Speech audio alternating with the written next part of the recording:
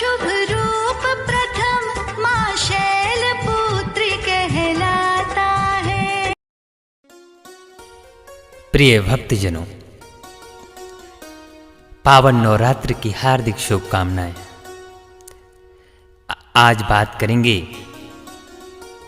मां दुर्गा का प्रथम स्वरूप शैलपुत्री के बारे में। देवी दुर्गा ने अपने भक्तों के कल्याण के लिए पृथ्वी पर 9 अवतार लिए थे, जिन्हें 9 दुर्गा भी कहा जाता है। इनमें सबसे पहला अवतार देवी शैलपुत्री का ही है। देवी दुर्गा के प्रथम स्वरूप शैलपुत्री का अर्थ है पर्वत की पुत्री या पहाड़ों की बेटी। इन 9 अवतारों में से देवी दुर्गा के इस अवतार की कहानी माता सती के आत्मदाह से जुड़ी हुई है। तो आइए जानते हैं मां शैलपुत्री की महिमा की पूर्ण कथा। देवी दुर्गा के इस अवतार की पूजा नवरात्रि के पहले दिन बड़े धूमधाम से की जाती है। देवी दुर्गा के प्रथम स्वरूप शैलपुत्री को शांति और सौभाग्य की देवी माना जाता है। देवी शैलपुत्री का स्वरूप भी अत्यंत मनोरम है। देवी के बाएं हाथ में कमल का पुष्प सुसज्जित है, तो वहीं उन्होंने अपने दाएं हाथ में त्रिशूल धारण किया है। देवी शैलपुत्री का वाहन वृषभ है। वृषभ यानी बैल है, इसलिए उन्हें वृषारूढ़ा भी कहा जाता है। उनकी महिमा का, उनकी कथा का उल्लेख नवदुर्गा पुराण में भी मिलता है। पुराणों में निहित कथा के अनुसार प्रजापति दक्ष अपने दामाद भगवान शिव के प्रति अत्यंत क्रोध और ईर्ष्या का भाव रखते थे। एक बार उन्होंने कनखल में एक विशाल यज्ञ का आयोजन किया और सभी देवताओं को उसमें सम्मिलित होने का निमंत्रण भेजा। लेकिन दक्षराज ने अपनी पुत्री सती और उनके पति शिव को इस यज्ञ में आमंत्रित नहीं किया। इस यज्ञ में जब देवी सती को पता चला तो वह वहां पहुंची और दक्ष में शिव को निमंत्रण न भेजने का कारण पूछा। इस पर प्रजापति दक्ष ने सती का घोर अपमान किया और महादेव को कई अनुचित शब्द भी कहे। देवी सती अपने पति का ऐसा अपमान सह न पाई और उन्होंने उसी यज्ञ की अग्नि में अपनी देह त्याग कर दी।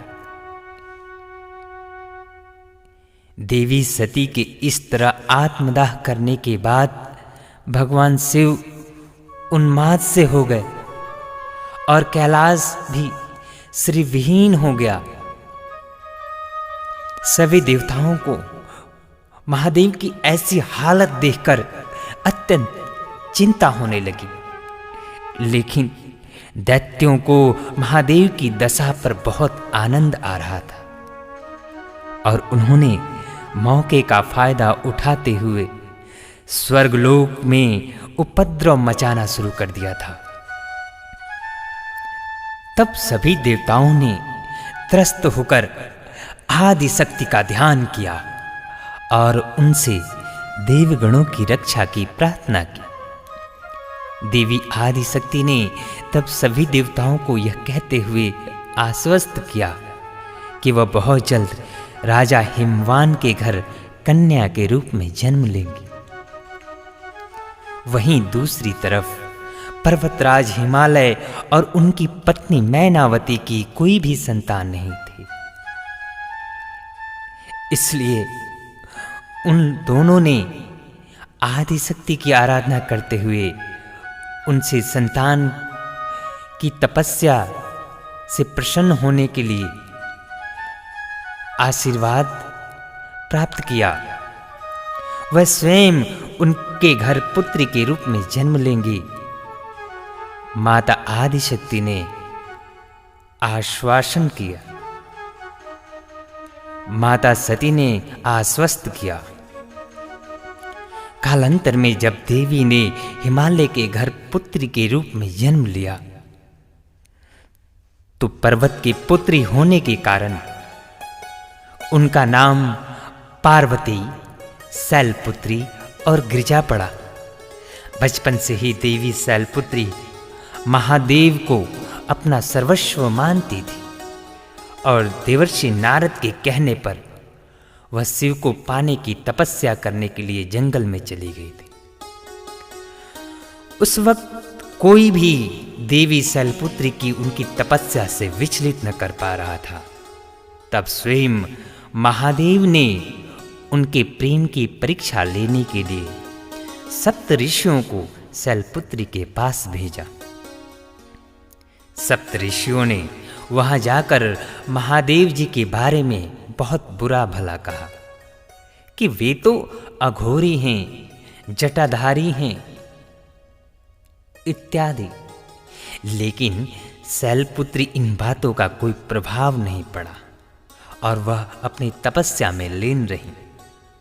उनकी ऐसी अडिग भक्ति और प्रेम को देख सप्तऋषि बहुत प्रसन्न हुए और उन्होंने कैलाश आकर सारा वृतांत महादेव को सुनाया। इसके बाद महादेव ने देवी को अपनी पत्नी के रूप में स्वीकार करने का निश्चय कर लिया और सप्तऋषियों ने उनके विवाह का शुभ लग्न तय कर दिया। हिंदू धर्म में नवरात्रि के त्योहार का काफी महत्व है और इसे मुख्य रूप से साल में 2 बार मनाया जाता है। पहला चैत्र के महीने में और दूसरा अश्विन के महीने में।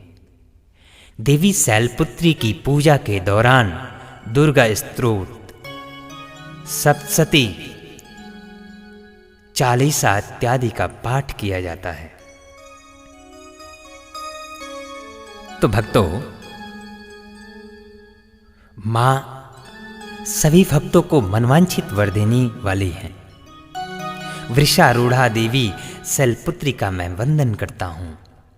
ऐसी मान्यता है कि देवी शैलपुत्री को सफेद वस्तुएं अत्यंत प्रिय हैं, इसलिए उनकी पूजा में सफेद फूलों और मिठाइयों का भोग लगाया जाता है।